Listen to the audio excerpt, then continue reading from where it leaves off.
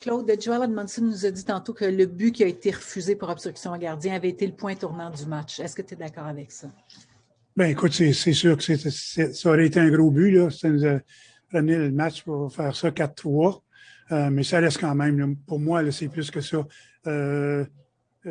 Les erreurs qu'on a fait ce soir, là, mentalement, là, on n'était vraiment pas à point. Puis c'est ce qui nous a fait le plus de tort parce qu'on patinait bien, on a eu des chances de marquer, on a créé des chances de marquer aussi.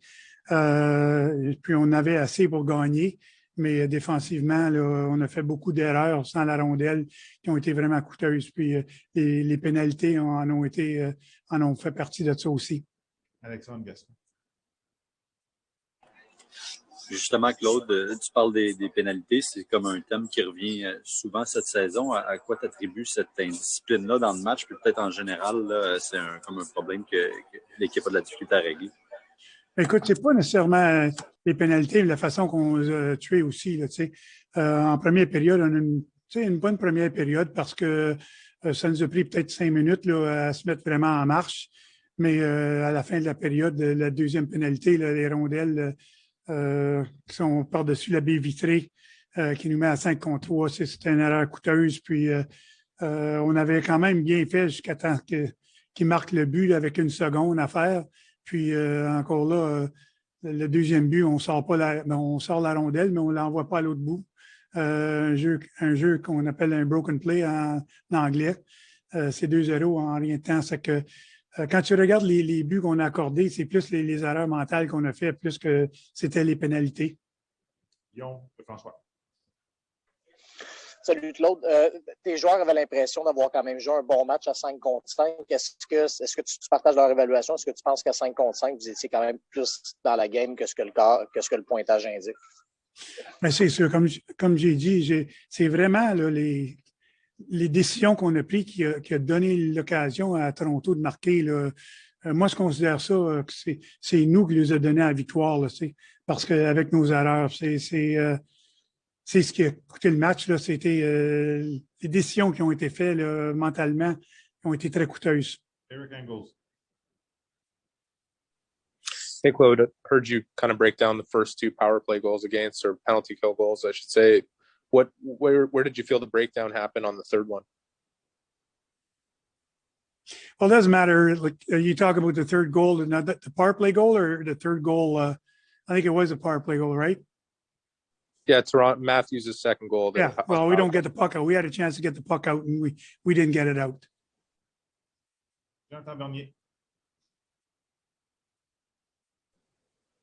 Oh, Claude, je pense que tu as activé mon micro. C'est JF Chaumont. Je ne sais pas si je peux. OK. Claude, quelle explication tu as reçue des arbitres pour le but refusé à Kotkaniemi? Kotkaniemi, tantôt, lui, nous disait que dans son interprétation à lui, il croyait que c'était un bon but. C'est quoi que tu as reçu comme explication de la part des officiels? Je pense que ce qu'ils ont vu, c'est qu'ils ont vu que le bâton poussait la jambière plus que la rondelle. Puis, écoute, nous, on voyait la rondelle juste en dessous de la jambière là, quand Kotkaniemi a mis son bâton là. Alors, je ne sais pas si le gardien a mis sa jambière complètement sur la patinoire avant qu'il pousse la rondelle, mais c'est l'interprétation qu'ils nous ont donnée. Jonathan Bernier maintenant. Oui, merci Paul. Je voulais savoir, en première période, Jonathan Drouin a eu 2 occasions là, de prendre un bon tir au but puis a préféré faire une passe à un coéquipier. Est-ce que tu sens qu'il manque peut-être un peu de confiance en lui-même et est-ce que tu aimerais le voir lancer plus souvent au filet?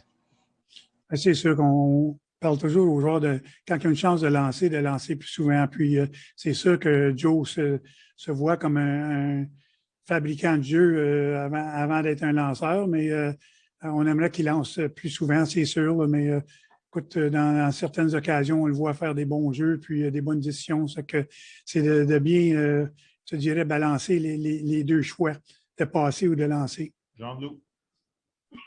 Claude, with respect to the mental errors and the flawed decision-making that you were referencing earlier, in your mind, is that acceptable coming off a week of rest where practices were dedicated to sharpening the team's overall game? There's nothing, John, that should be acceptable. To accept certain things is not being very committed to winning. And I think we expect more out of ourselves, and it's disappointing tonight because we had our legs, we had our opportunities. Had we been sharp mentally and then really cut down on some of those mistakes, we could have won this game. But we shot ourselves in the foot with those kind of mistakes, so that's on us. And no, I don't think we should sit here and say it's acceptable after being off for a week.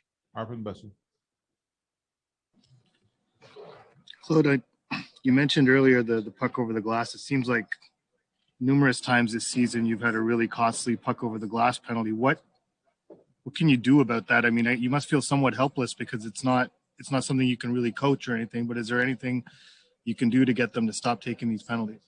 Well, you just answered your own question there, Arpin.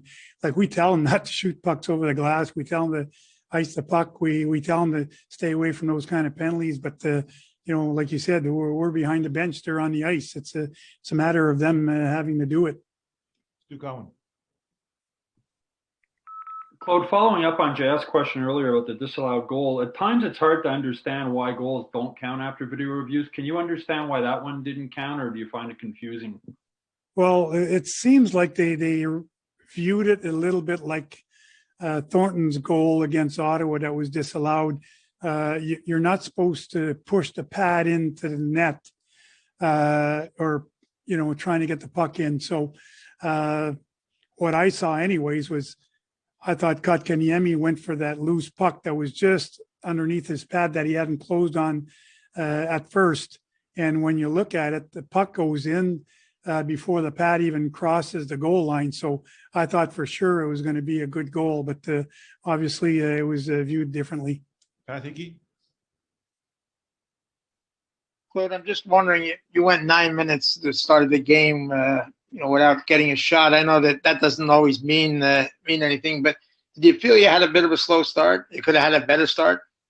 Well, when you look at the game and you look at the 0 shots, I think at one point it was 5-0, but Josh Anderson had already had a breakaway. When he shot, he missed the net.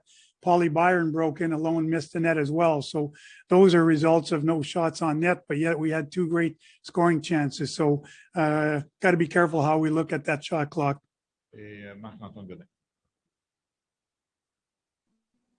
Merci, Paul. Bonsoir, Claude. Quand tu regardes le travail de ta brigade défensive ce soir, est-ce que les Maple Leafs opposent à ta brigade défensive un challenge différent ou particulier par rapport aux autres équipes que vous affrontez cette année? Ben écoute, c'est une bonne équipe de hockey. C'est pour ça qu'ils sont en première place et ils ont beaucoup de talent offensif. C'est sûr que ça représente un challenge pour tout défenseur, mais ça représente un challenge pour l'équipe au complet. Puis, on a eu des meilleures soirées contre Toronto qu'on a eu ce soir. Là. Ce soir, c'était laborieux là, défensivement, ça à la rondelle. Puis, c'est ce qui nous a coûté le match.